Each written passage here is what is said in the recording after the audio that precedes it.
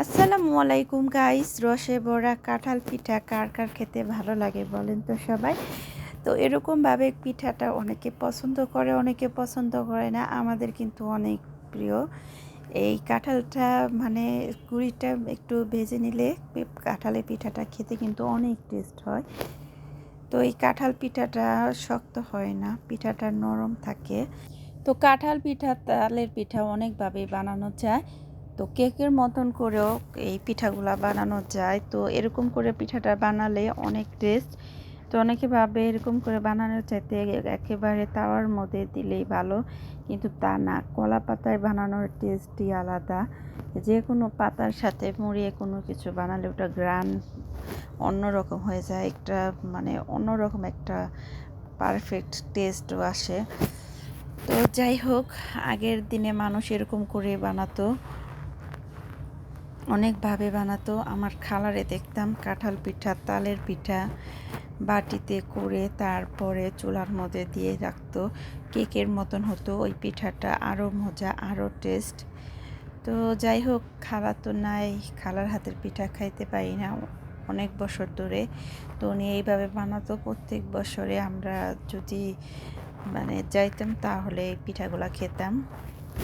তো এই গুঁড়িগুলা আগে ভালো করে একটু ভেজে নিচ্ছে, তারপরে কাঁঠালের রস দিয়ে খেজুরের গুড় দিয়ে বানাইছে। তো এগুলা চিনি দিয়েও বানায়।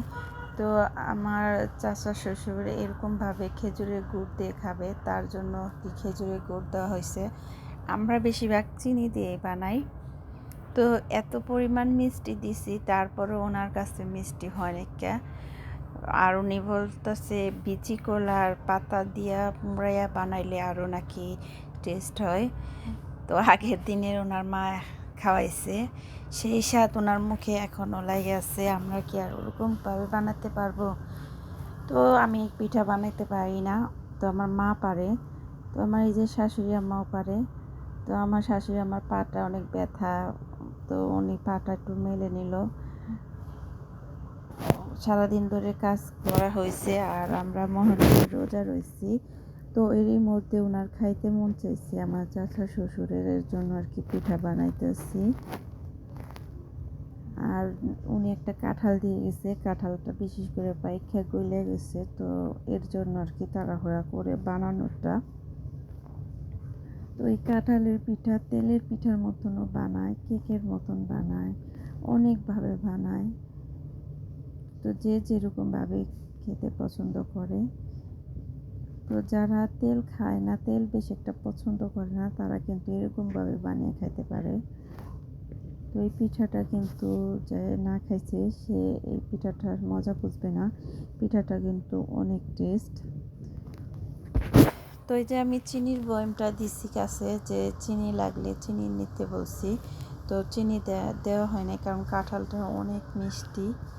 এর জন্য কাঁঠালের রসের মিষ্টি, খেজুরের গুড়ের মিষ্টি, সব মিষ্টি একসাথে হয়ে অনেক মিষ্টি হয়েছে। তারপরেও আমার চাচা শ্বশুরের কাছে মিষ্টি হয় নাই। উনি বলল যে আরও মিষ্টি লাগবে। তো আমি অবাক হয়ে গেছি যে এত মিষ্টি, আরও মিষ্টি লাগবে। তো উনি ছোটোবেলা থেকে অনেক পরিমাণ মিষ্টি খায়। তো উনি বেশিরভাগ পায়েস, মিষ্টি এগুলো খাইতে, ক্ষীর এগুলো অনেক পছন্দ করে। তো আমার বাবার বাড়ি আর আমার চাচা শ্বশুরের বাড়ি কাছাকাছি। তো আমি বেশিরভাগই ওদিকে গেলে কোনো কিছু যদি হয় মিষ্টি জাতীয় জিনিস, তো আমি ওনার এটাই তারপর বাসায় এনে খাওয়াই দিই। উনি অনেক পছন্দ করে মিষ্টি জাতীয় খাবার।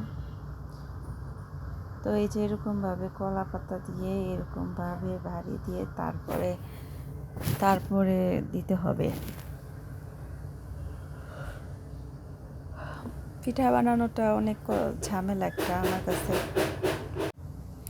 তো আমার এখন এই পিঠা বানানোটা ভালো লাগে না। তো এই যে আমি তাওয়ার মধ্যে দিয়ে দিলাম। তো আমি এদিক দিয়ে দুপুরে রান্না করতেছিলাম, একটা চুলা খালি হয়েছে, তো তাওয়াটা বসে দিছি। এখন একটা একটা করে দিয়ে দিব, কারণ আমার শাশুড়ি মা বানিয়ে বানিয়ে জমা করে রাখতেছে, অনেকগুলো জমে যেতেছে। তো এর জন্য এই যে তাওয়াটা বসে দিলাম, রান্না একটা চড়াইছি আর একটা বাকি আছে। তো এই চুলাটার মধ্যে দিয়ে দিলাম, তাওয়ার মধ্যে যে হতে থাক।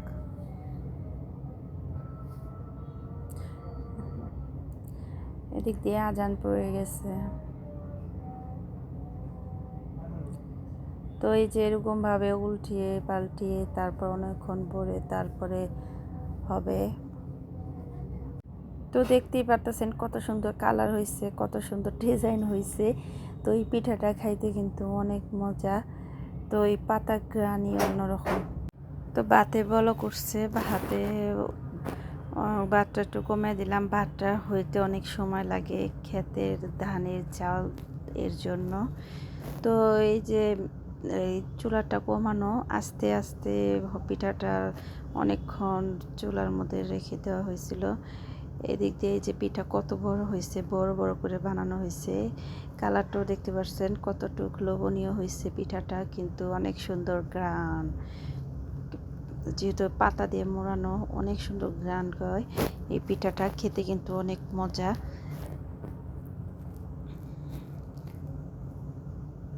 গরম গরম পিঠাটার স্বাদ কিন্তু অন্যরকম, অনেক অনেক সুন্দর।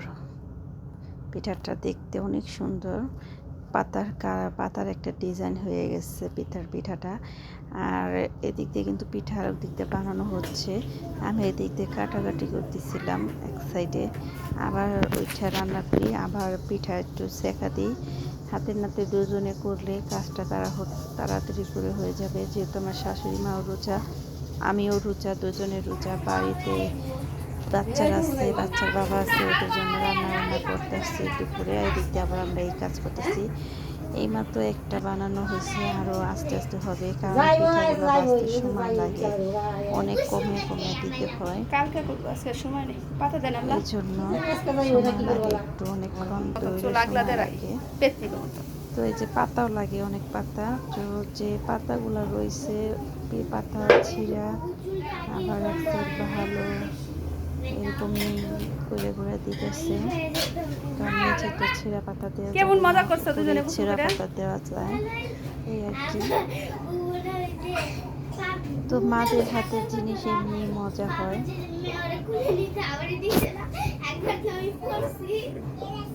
মারা বিসমিল্লাহ করে চা বানায় খাই, মজা।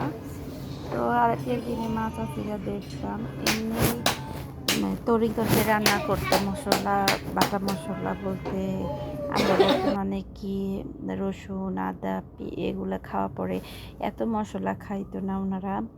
যা থাকতো ঘরোয়া পদ্ধতিভাবে রান্না করতো, তাই অনেক স্বাদ, অনেক টেস্ট। এখন বর্তমানে আমরা কত কিছু দিই, তাই আমাদের অনেক টেস্ট লাগে না। তো এই যে পিঠাটা আবার উল্টে দেওয়া হলো। তো পিঠাটা কমিয়ে দিতে হবে, অনেকক্ষণ ধরে ভাড়ে দিলে ভিতরে কাঁচা থাকবে। যেহেতু পিঠাটা অনেক একটু মোটা করে দেওয়া হয়েছে, পাতলা করে দেওয়া হয় না। এই পাতলা করে দিলে পিঠাটা শক্ত হয়ে যায়, খেতে ভালো লাগে না।